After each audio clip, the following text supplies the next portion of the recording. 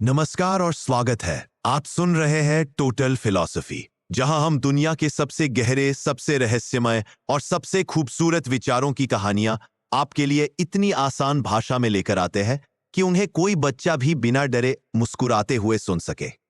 जरा एक पल के लिए अपनी आंखें बंद कीजिए और कल्पना कीजिए। मान लीजिए अभी इसी क्षण आप अचानक इस दुनिया में जागते हैं। आपका पूरा शरीर है, हाथ है, पैर है, चेहरा है, दिल धड़क रहा है, लेकिन आपको अपने शरीर का जरा भी एहसास नहीं हो रहा। आपको कुछ दिख नहीं रहा, कुछ सुनाई नहीं दे रहा, कुछ छू नहीं पा रहे, कोई गंध नहीं, कोई स्वाद नहीं। आपको यह भी पता नहीं कि आप जमीन पर खड़े हैं या हवा में लटके हुए हैं। फिर भी उस अजीब सी शून्यता में आपको अंदर से एक बात बिल्कुल साफ महसूस होती है, मैं हूं। अब सोचिए, अगर ऐसा हो तो क्या आप अपने होने पर भरोसा करेंगे या कहेंगे कि जब तक मुझे दुनिया का अनुभव नहीं, तब तक मैं भी शायद सच में नहीं हूं। यही रहस्यमय सवाल, यही अजीब सा ख्याल आज की हमारी कहानी का दिल है। और इस दिल तक पहुंचने के लिए हमें लगभग 1000 साल पीछे मध्यकालीन इस्लामी दुनिया के एक ऐसे इलाके में जाना होगा जहां एक बालक ने जन्म लिया, जिसने दवा से लेकर दर्शन तक और शरीर से लेकर आत्मा तक हर चीज को गहराई से समझने की कोशिश की। इस बालक का नाम था अबू अली हुसैन इब्न अब्दुल्ला इब्न सीना, जिसे पूरी दुनिया आज अविसेन्ना के नाम से जानती है। साल है लगभग 980। जगह है बुखारा के पास अफशाना नाम का छोटा सा गांव, जो उस समय सामानी साम्राज्य का हिस्सा था। आज यह इलाका आधुनिक उज्बेकिस्तान में आता है, लेकिन उस जमाने में यह इस्लामी दुनिया का बौद्धिक दिल माना जाता था। बुखारा और समरकंद जैसे शहरों में विशाल पुस्तकालय थे, जहां यूनानी दार्शनिकों की किताबें अरस्तु, प्लेटो, गैलेन अरबी में अनुवाद होकर घूम रही थी, और साथ ही फारसी, भारतीय और इस्लामी परंपराएं एक दूसरे से मिलकर नए विचारों को जन्म दे रही थी। ऐसे माहौल में इब्न सीना का बचपन बीता। उसके पिता एक सरकारी अफसर थे और इस्माइली झुकाव रखने वाले विद्वानों से उनका मिलना जुलना होता था। इसलिए घर में अक्सर फलसफा, धर्मशास्त्र और गणित पर बहस करने वाले लोग इकट्ठा होते। कल्पना कीजिए, एक छोटा बच्चा जो कमरे के किसी कोने में बैठा है। उसके आसपास बड़े बड़े लोग हैं जो ईश्वर के बारे में, आत्मा के बारे में, तर्क के नियमों के बारे में बहस कर रहे हैं, और वह बच्चा चुपचाप सब सुन रहा है। ऐसे में उसकी जिज्ञासा कितनी तेज हो जाएगी। कहते हैं कि इब्न सीना ने 10 साल की उम्र से पहले ही कुरान और कई धार्मिक साहित्य ग्रंथ याद कर लिए थे, और फिर बहुत जल्दी उसने तर्कशास्त्र, गणित और प्राकृतिक दर्शन पढ़ना शुरू कर दिया। वह अक्सर अपने शिक्षकों से आगे निकल जाता, उन्हें सवालों से घेर लेता, और जब किसी किताब में कोई बात उसकी समझ में ना आए तो रात भर जागकर वही पन्ना बार बार पढ़ता रहता, जब तक उसका दिमाग क्लिक न कर जाए। बुखारा के शाही पुस्तकालय उसके लिए किसी जादुई खजाने से कम नहीं थे। सामानी शासकों ने वहां दुनिया भर से किताबें जमा कर रखी थीं, यूनान, भारत, ईरान, अरब, और इन्हीं के बीच इब्न सीना ने खुद को धीरे धीरे तैयार किया। एक मशहूर किस्सा यह है कि सामानी शासक नूह इब्न मंसूर किसी गंभीर बीमारी का शिकार हो गए। दरबार के नामी हकीम उन्हें ठीक नहीं कर पा रहे थे। जब हालत बहुत बिगड़ने लगी तो किसी ने इब्न सीना का नाम सुझाया। वह उम्र में अभी बहुत बड़ा नहीं था, लेकिन उसका नाम एक तेज और कुशल चिकित्सक के रूप में फैल चुका था। उसे दरबार में बुलाया गया। उसने बीमारी का कारण समझा, इलाज किया, और कुछ समय में शासक ठीक हो गया। इनाम के तौर पर उसे राजकीय पुस्तकालय में आने जाने की अनुमति मिली। सोचिए, एक ऐसा लड़का जिसकी आंखों के सामने अचानक पूरे उस जमाने का ज्ञान खुल गया। वह लाइब्रेरी जहां शायद ही कोई आम इंसान आसानी से पहुंच पाता हो। इब्न सीना ने बाद में लिखा कि उसने यहां जो किताबें देखी, कुछ तो ऐसी थीं जिन्हें उसने फिर कभी कहीं नहीं देखा। लेकिन सामानी साम्राज्य हमेशा नहीं टिका। राजनीति बदली, साम्राज्य कमजोर हुआ और अंततः ढह गया। इब्न सीना को बुखारा छोड़कर दूसरे इलाकों की ओर जाना पड़ा। वह ख्वारिज़्म पहुंचा, फिर जुर्जान, रई, हमदान और इस्फहान। हर शहर में उसकी जिंदगी का एक नया अध्याय शुरू होता। कहीं वह किसी अमीर या शासक का निजी चिकित्सक बना, कहीं वजीर का पद संभाला, तो कहीं राजनीतिक साजिशों में फंसकर कैद कर दिया गया। कुछ जगहों पर उसे भेष बदलकर भागना पड़ा, रात के समय शहर छोड़ना पड़ा और काफिलों के साथ चलते चलते रास्ते में भी वह रोगियों का इलाज करता और किताबें लिखता रहा। इस सारी भागदौड़ के बीच भी उसके हाथ से कलम नहीं छूटी। वह कहता था, जब भी मैं किसी मुश्किल में फंसता, मैं एक किताब खोल लेता और मेरे अंदर कुछ शांत हो जाता। इब्न सीना की रचनाएं इतनी ज्यादा हैं कि गिनती भी कठिन है। माना जाता है कि उसने लगभग 450 के आसपास ग्रंथ और लेख लिखे, जिनमें से करीब 240 आज तक किसी न किसी रूप में बचे हैं। इनमें लगभग 150 फलसफे पर और 40 के आसपास चिकित्सा पर है। लेकिन 2 किताबें ऐसी हैं जो उसकी पहचान बन गई। किताब अल शिफा यानी बुक ऑफ हीलिंग और अल कानून फी तिब यानी कैनन ऑफ मेडिसिन। शिफा कोई मेडिकल किताब नहीं, बल्कि लॉजिक, प्राकृतिक विज्ञान, गणित और मेटाफिजिक्स का पूरा विश्वकोश है। और कानून, चिकित्सा का विशाल नियम संग्रह, जो सदियों तक दुनिया भर की यूनिवर्सिटियों में पढ़ाया जाता रहा। अब जरा उसकी फलसफा को ऐसे समझते हैं जैसे हम किसी बच्चे को कहानी सुना रहे हो। इब्न सीना की सोच की पहली बड़ी बात है सार यानी एसेंस और अस्तित्व यानी एग्जिस्टेंस का अंतर। किसी भी चीज के बारे में 2 बात पूछी जा सकती है। पहली, वह क्या है, और दूसरी, क्या वह सच में है भी। मान लीजिए हम पेड़ की बात करते हैं। पेड़ क्या है? एक जीवित चीज जिसमें तना होता है, शाखाएं होती हैं, पत्ते होते हैं, जड़ें मिट्टी में फैली होती हैं। वह हवा से कार्बन डाइऑक्साइड लेता है और सूरज की रोशनी से भोजन बनाता है। यह सब पेड़ के क्या होने का हिस्सा है, यानी उसका सार। लेकिन अब एक दूसरा सवाल करो, क्या अभी मेरे घर के सामने वाला नीम का पेड़ मौजूद है? यह अस्तित्व का सवाल है। इब्न सीना कहता है कि इस तरह किसी चीज का सार हमारे दिमाग में अकेले भी मौजूद हो सकता है, जैसे हम यूनिकॉर्न की कल्पना कर लेते हैं। लेकिन उसका अस्तित्व अलग बात है, जिसे या तो हम अनुभव से या तर्क से समझते हैं। वो आगे कहता है कि हमारी दुनिया की ज्यादातर चीजें ऐसी हैं जो हो भी सकती है और ना भी हो सकती हैं, यानी उनका अस्तित्व जरूरी नहीं बल्कि मुमकिन, कंटिंजेंट है। आप पैदा भी हो सकते थे और नहीं भी। यह घर बन भी सकता था और नहीं भी। यह तारा चमक भी सकता है और एक दिन बुझ भी जाएगा। इन सब का होना किसी और कारण पर निर्भर है।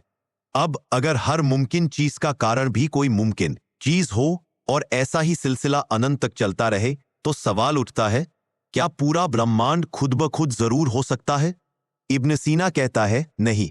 अगर पूरी चेन में हर कड़ी ऐसी है जो हो भी सकती है और ना भी हो सकती है, तो कहीं ना कहीं एक ऐसी चीज होना जरूरी है जो खुद जरूरी हो, जिसका अस्तित्व किसी और पर निर्भर ना हो।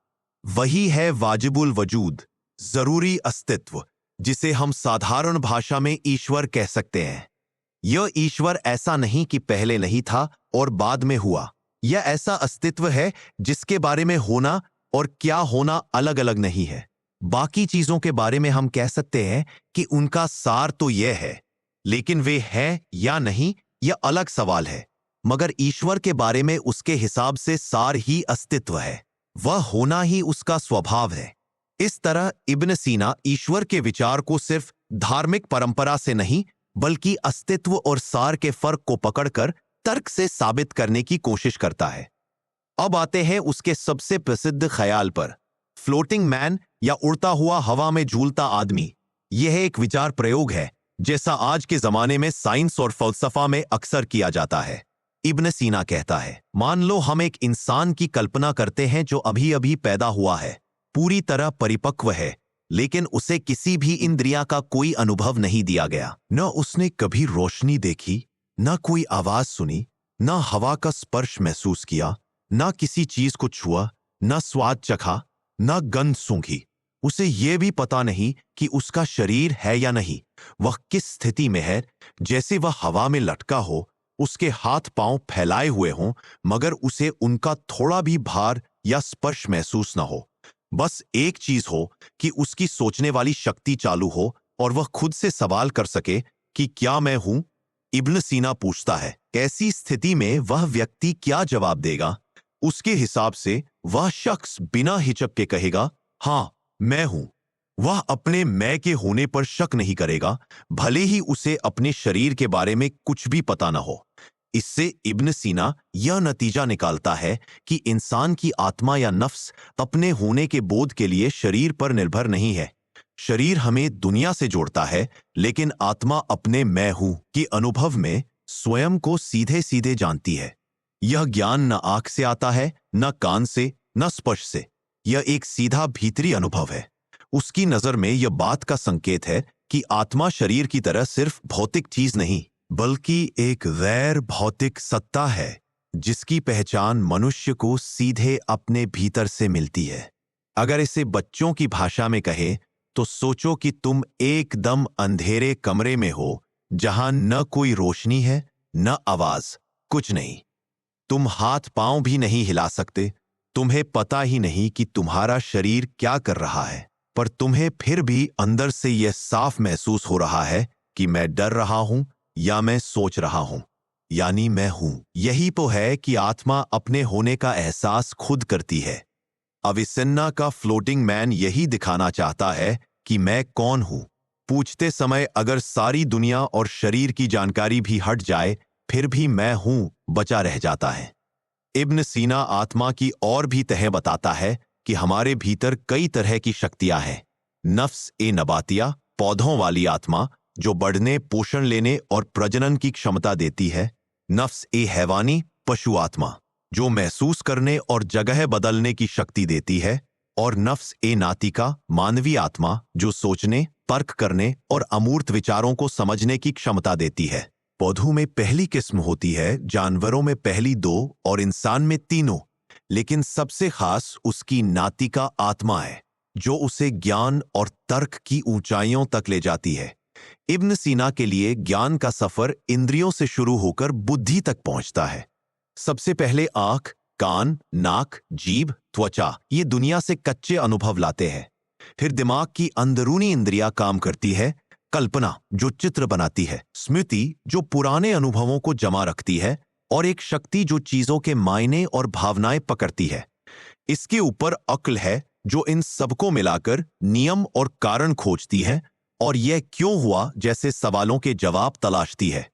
इब्न सीना कहता है कि इंसानी बुद्धि अकेली नहीं काम करती, वह एक एक्टिव इंटेलेक्ट से रोशनी लेती है। जैसे सूरज की रोशनी के बिना आंख कुछ नहीं देख पाती, वैसे ही ऊंची बुद्धि की रोशनी के बिना हमारा दिमाग पूरी सच्चाई को नहीं समझ पाता। इसी एक्टिव इंटेलेक्ट के बारे में वो कहता है कि इसी के जरिए खुदा यानी वाजिबुल वजूद दुनिया से और इंसानी दिमाग से एक तरह का रिश्ता बनाता है। यही हमें व्यवस्था, नियम और समझ में आने वाली दुनिया देता है। अब उसकी 2 महान किताबों की जिक्र जरा और साफ साफ करते हैं। किताब अल शिफा के अंदर वो पहले तर्कशास्त्र पर बात करता है कि सही सोचने के नियम क्या हैं, दलील कैसे बनती है, परिभाषा कैसे तैयार होती है, वर्गीकरण कैसे किया जाता है और सिलोजिज्म जैसे तर्क के ढांचे कैसे काम करते हैं। उसके बाद प्राकृतिक विज्ञान यानी फिजिक्स और उससे जुड़ी चीजें आती हैं। पदार्थ, गति, समय, स्थान, 4 तत्वों की पुरानी थ्योरी, आसमानों की रचना, खगोलीय गोले, ये सब वो अरस्तु की परंपरा में लेकर चलता है, लेकिन जहां जरूरत पड़े वहां सुधार भी सुझाता है। फिर गणित का हिस्सा है, अंकगणित, ज्यामिति, खगोल और संगीत, जिनको वो आपस में जोड़कर दिखाता है कि कैसे संख्या और अनुपात दुनिया के बहुत से पहलुओं को समझने की कुंजी है। अंत में मेटाफिजिक्स का हिस्सा, ईश्वर, आत्मा, कारणता, आवश्यक और संभव अस्तित्व और एक और अनेक का रिश्ता। यहां वह अपनी पूरी दार्शनिक ताकत लगा देता है। अल कानून फित तिब में वह चिकित्सा को बहुत व्यवस्थित ढांचे में रखता है। पहले किताब में वह सामान्य सिद्धांत देता है, शरीर की बनावट, रसों की थ्योरी, स्वास्थ्य का मतलब, मिजाज, गर्मी, सर्दी, तरखुश्क वगैरह। दूसरी में बीमारियों के कारण और लक्षण। तीसरी में स्वास्थ्य की रक्षा, जीवन शैली, खान पान, मौसम और उम्र के असर। चौथी में अलग अलग अंगों की बीमारियां और उनका इलाज। और 5वीं में दवाओं की लंबी सूची। वह सिर्फ नुस्खे नहीं गिनाता, बल्कि यह भी बताता है कि अच्छे डॉक्टर को कारण और परिणाम का तर्क समझना चाहिए, मरीज की पूरी जिंदगी को ध्यान में रखना चाहिए और दवाओं की क्वालिटी अनुभव और निरीक्षण से परखनी चाहिए। इसी व्यवस्थित सोच की वजह से कैनन यूरोप में 17वीं सदी तक मेडिकल की मुख्य किताबों में गिना जाता रहा। इब्न सीना केवल लैब में बंद वैज्ञानिक या मस्जिद में बैठा सूफी नहीं था, वह कविता भी लिखता था, अरबी और फारसी दोनों भाषाओं में। खगोल, भूगोल, भूविज्ञान, मनोविज्ञान, संगीत, इन सब पर भी उसने लिखा। उसके बारे में कई स्रोत बताते हैं कि वह बुद्धिमान होने के साथ साथ काफी आत्मविश्वासी, यहां तक कि कभी-कभी अहंकारी भी था और मूर्ख या बिना तैयारी के बहस करने वालों को पसंद ही करता था। वह शराब भी पीता, महफिलें भी सजाता और फिर सुबह उठकर रोगियों का इलाज करता और गहरी फलसफी किताबें लिखता था। यही बातें बाद में उसके आलोचकों ने पकड़कर कहा कि यह आदमी दुनिया और दीन दोनों को मिलाकर चल रहा था। उसकी आलोचना भी कम नहीं हुई। प्रसिद्ध इस्लामी विचारक अल-गज़ाली ने अपनी किताब तहाफुत अल-फलासिफा में इब्न सीना और फाराबी जैसे दार्शनिकों के कई विचारों को खतरनाक बताया, खासकर दुनिया की अनादि होने, ईश्वर के ज्ञान की प्रकृति और आत्मा के पुनरुत्थान के बारे में। फिर भी बाद में कई सुन्नी विद्वान और सूफी भी उसके विचारों से प्रभावित हुए और ईसाई यूरोप में तो उसकी किताबें बहुत महत्वपूर्ण मानी गईं। थॉमस एक्विनस जैसे दार्शनिकों ने एसेंस एग्जिस्टेंस के फर्क और वाजिबुल वजूद जैसे ख्यालों को अपने ढंग से अपनाकर आगे बढ़ाया। उसके जीवन के आखिरी साल इस्फहान और हमदान के आसपास गुजरे। वह इस्फहान के शासक के साथ अभियानों पर जाता रहा और सफर में भी अपनी किताबों पर काम करता रहा। लगभग 1037 में उसे गंभीर आंतों की बीमारी हुई, जिसे अक्सर कॉलिक कहा जाता है। उसने खुद अपने ऊपर इलाज किए, दवाएं लीं, लेकिन या तो ज्यादा मात्रा या किसी गुलाम द्वारा जहर मिलाए जाने जैसी बातों ने उसकी हालत और बिगाड़ दी। हमदान की ओर सफर करते हुए वह बेहद कमजोर हो चुका था। कहा जाता है कि उसने आखिरी दिनों में यह मान लिया कि अब शरीर साथ नहीं देगा और फिर कुछ ही समय में उसकी मृत्यु हो गई। आज भी हमदान ईरान में उसका मकबरा मौजूद है, जहां लोग उसे दार्शनिकों का सरदार और डॉक्टरों का शहजादा कहकर याद करते हैं। इब्न सीना की बात करते समय एक और दिलचस्प पहलू उसकी तालीम यानी शिक्षा की सोच है। वह मानता था कि इंसान की परवरिश सिर्फ दिमाग भरने का काम नहीं, बल्कि पूरे इंसान को, उसके शरीर, उसके दिमाग और उसके चरित्र को संतुलित तरीके से विकसित करने का काम है। उसके अनुसार अच्छा इंसान वह है जो सेहतमंद भी हो, सोचने में तेज भी हो और चरित्र में मजबूत भी हो। वह बच्चों की शिक्षा के लिए 5 बातों पर जोर देता था: ईमान और सही आस्था, अच्छा आचरण और आदतें, शारीरिक स्वास्थ्य, पढ़ना लिखना और ज्ञान, और कोई कला या पेशा सीखना ताकि वह समाज में उपयोगी भूमिका निभा सके। वह कहता है कि समाज पूरी तरह सहयोग पर टिका है। हर व्यक्ति किसी नहीं किसी हुनर में विशेषज्ञ होता है और सब एक दूसरे की जरूरतों को पूरा करते हैं। इसलिए शिक्षा का लक्ष्य सिर्फ भला आदमी बनाना नहीं, बल्कि ऐसा इंसान बनाना भी है जो किसी काम का माहिर हो, जो दूसरे लोगों के साथ मिलकर समाज को संभाल सके। वह शिक्षक के बारे में भी बहुत ऊंचे मानदंड रखता है। इब्न सीना के अनुसार शिक्षक सिर्फ जानकारी बांटने वाला नहीं, बल्कि बच्चों के लिए आदर्श होता है। इसीलिए वह कहता है कि अच्छा शिक्षक धार्मिक, ईमानदार, न्यायप्रिय, साफ सुथरा और आत्मसम्मान रखने वाला होना चाहिए और उसे बच्चों की मनोविज्ञान और उनके प्रशिक्षण के तरीकों की समझ होनी चाहिए।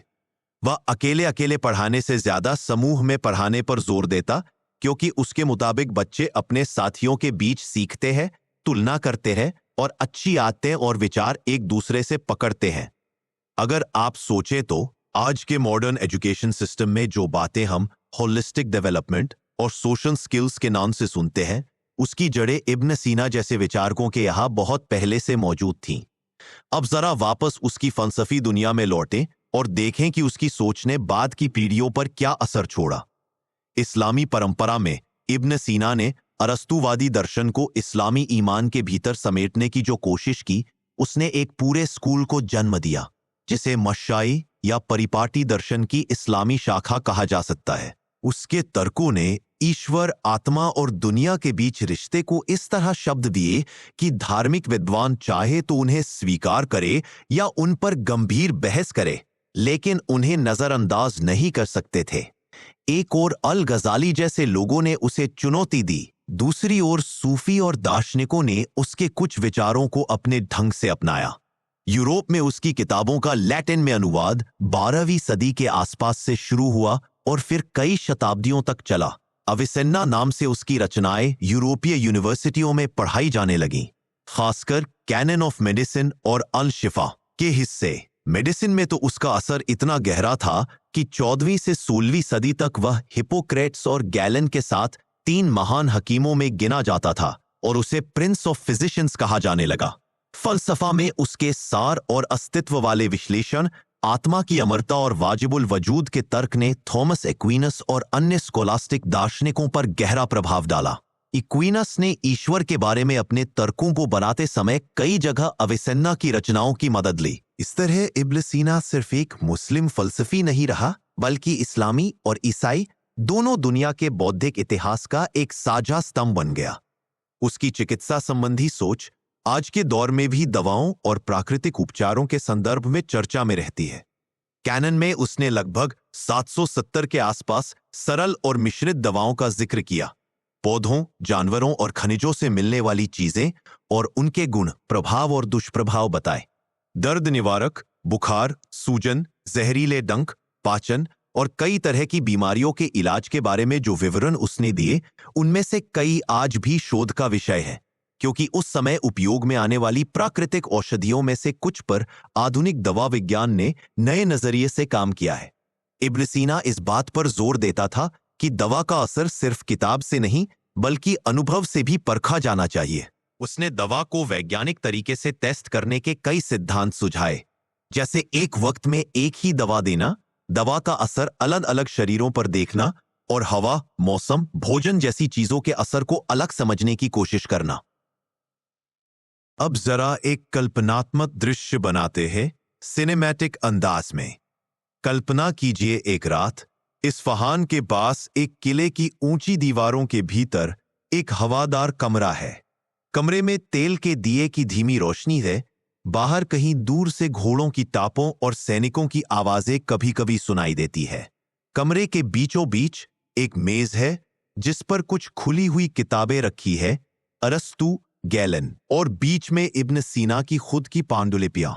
एक कोने में औषधियों की शीशियां हैं, सुगंधित जड़ी बूटियों की हल्की सी महक हवा में तैर रही है। इसी कमरे में रात के इस सन्नाटे में लगभग 55-60 साल की उम्र का एक आदमी बैठा है। लंबा कद, तेज आंखें, दाढ़ी में सफेद बालों की हल्की मिलावट, चेहरे पर थकान भी है और एक अजीब सी चमक भी। वो अभी अभी किसी अमीर के बेटे का इलाज करके आया है जिसकी नब्ज असामान्य थी, और अब वह अपनी किताब के पन्नों को देख रहा है। वह रुककर सोचता है, शरीर की इन हलचलों के पीछे भी कोई नियम है और आत्मा की हलचल के पीछे भी। वह कलम उठाता है और मेटाफिजिक्स के अध्याय में लिखता है, हर वह चीज जो हो भी सकती है और ना भी हो सकती है, अपने अस्तित्व के लिए किसी और पर निर्भर है। इसलिए एक ऐसा अस्तित्व होना जरूरी है जो स्वयं जरूरी हो। यही वह क्षण है जब एक हकीम और एक दार्शनिक एक ही इंसान के भीतर पूरी तरह मिल जाते हैं। अब इस कहानी को आपकी अपनी जिंदगी से जोड़ने की कोशिश करते हैं। आप आज जिस दुनिया में हैं, वहां mobile, internet, social media, AI सब कुछ है। आप जब खुद से पूछते हैं मैं कौन हूं, तो आपके दिमाग में सबसे पहले आ सकता है, मैं फला क्लास का स्टूडेंट हूं, मैं फला जॉब करता हूं, मैं फला शहर में रहता हूं, या मैं फला रिलेशनशिप में हूं। लेकिन अगर इब्न सीना आपके सामने बैठा होता तो शायद वह धीरे से मुस्कुराकर कहता, ठीक है, ये सब तो तुम्हारी जिंदगी की बातें हैं, पर बताओ अगर ये सब एक पल के लिए हट जाए, तब भी जो मैं हूं बचता है वो कौन है? वो आपको अपने फ्लोटिंग मैन वाले प्रयोग का हिस्सा बना देता।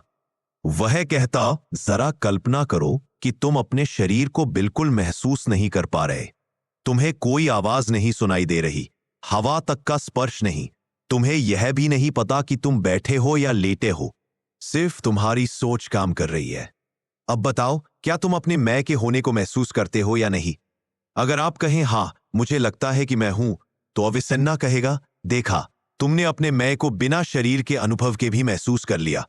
फिर वो पूछेगा, तो क्या यह मैं सिर्फ शरीर है या शरीर से अलग भी कुछ है? यही वह सवाल है जो आज भी हमें घेर सकता है। आधुनिक विज्ञान दिमाग और न्यूरॉन्स की बातें करता है, मस्तिष्क की गतिविधियों को मापता है और कहता है कि हमारा चेतन अनुभव इन गतिविधियों का नतीजा हो सकता है। दूसरी तरफ इब्न सीना जैसा दार्शनिक कहता है कि आत्मा एक अलग स्तर की चीज है जो अपने मैं को सीधे सीधे जानती है। आप किस तरफ खड़े हैं यह जरूरी नहीं कि अभी ही तय कर ले, लेकिन इतना जरूर है कि यह सवाल आपको अपने आप से मिलवा सकता है। अब आते हैं उस दिमाग हिला देने वाले सवाल पर जो पूरी ऑडियो बुक सुनने के बाद आपके भीतर बहुत गहराई तक गूंज सकता है। जरा शांति से बैठिए, जितनी आवाजें हैं उन्हें कुछ क्षण के लिए नजरअंदाज कीजिए और सोचिए, अगर किसी दिन अचानक आपकी सारी बाहरी इंद्रियां बंद हो जाएं, अगर आपको अपने शरीर का जरा भी एहसास न रहे, लेकिन फिर भी आपके भीतर से एक साफ आवाज उठे, मैं हूं, तो आप इस आवाज को किस रूप में समझेंगे?